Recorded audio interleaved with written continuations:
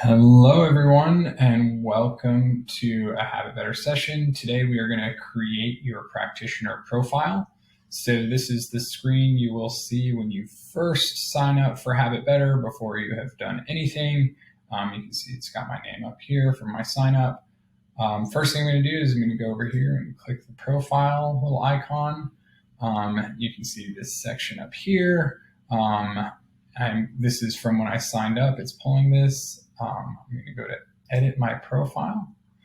And the first thing I'm going to do, it's got my name. I'm going to correct that if there's any changes. Make sure my phone number is correct. Again, this is all from your sign up. First thing really that you want to do is add your specialties. So this is going to be what's listed and what is searchable by people. And so we've got kind of some pre-selected ones you can select.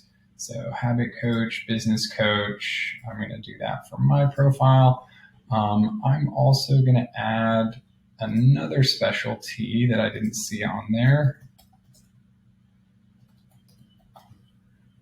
Just because, I want to make sure that that's right.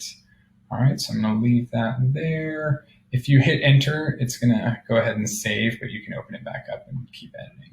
So now I want to do my bio. I'm going to jump over to my resume and just grab a little summary from that and paste it in here. Perfect. The bullets came over.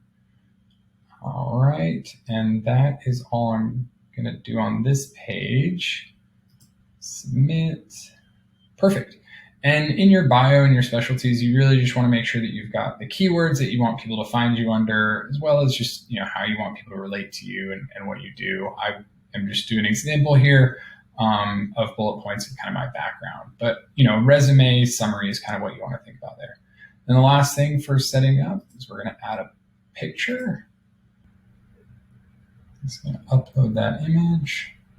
Perfect. All right. And now you can see this has been replaced by my profile photo.